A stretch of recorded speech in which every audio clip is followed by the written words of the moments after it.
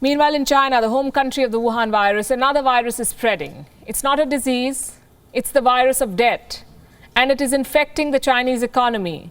China has begun the new year with a jolt. Trading of Evergrande shares was suddenly halted today. Another controversy has hit the developer. It is the world's most indebted real estate player. Evergrande owes more than $300 billion. The company has failed to repay its creditors so far, and now it is facing a crackdown. Evergrande has got some orders from the authorities in Hainan. Evergrande had built 39 buildings there. The local government now wants them demolished. And the company has been given 10 days to comply. Why did the authorities in Hainan issue these orders?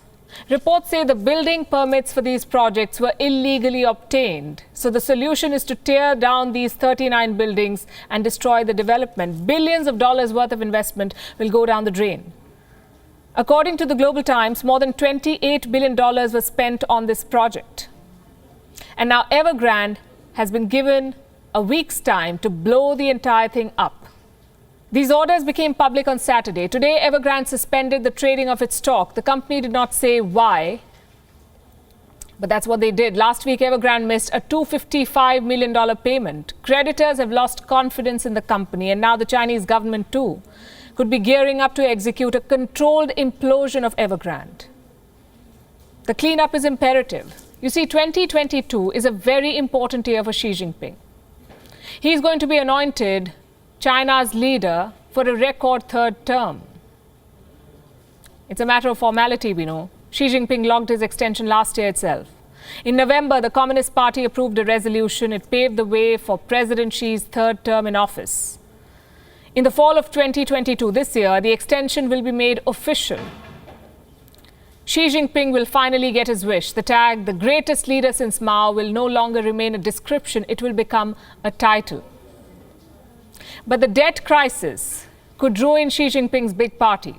The real estate sector is the biggest driver of growth in China. It contributes 29% of the country's GDP. The Chinese housing market is worth close to $2 trillion. That's 7 times bigger than the US market.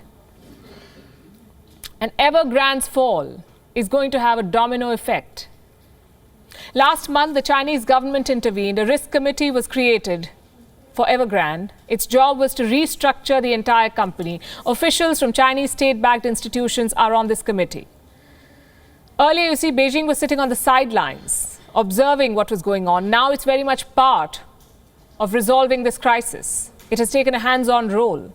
The priority is not to make sure that everyone gets their money. The priority is to make sure that there is social stability in China, to make sure that there is no unrest that could embarrass the Communist Party or Xi Jinping himself. So Chinese buyers in Evergrande projects, local investors, suppliers and contractors, they could get their money first, the locals. What about the rest? They will either have to wait or forget about their investments. There is no guarantee that Evergrande will pay back each and every creditor, and there are way too many of them. So that's how Beijing plans to manage the crisis at Evergrande, but it's only one company.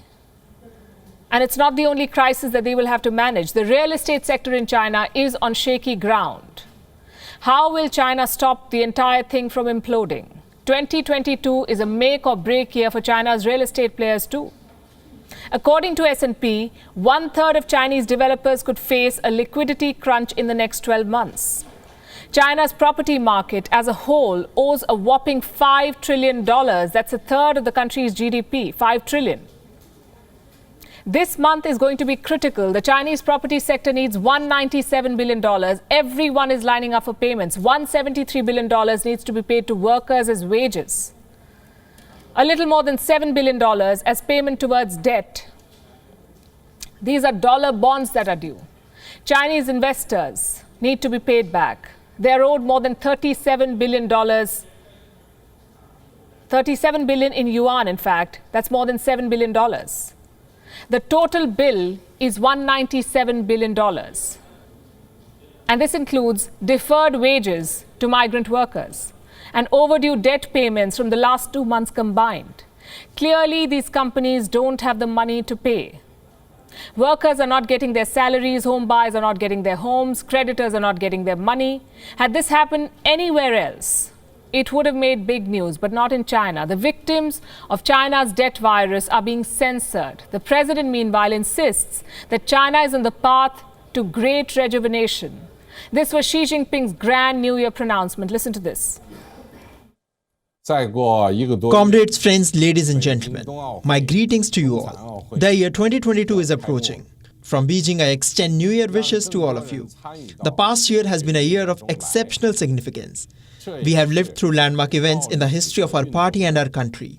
At the historical convergence of the two centenary goals, we have set out on a new journey of building a modern socialist country in all respects, and are making confident strides on the path toward the great rejuvenation of the Chinese nation.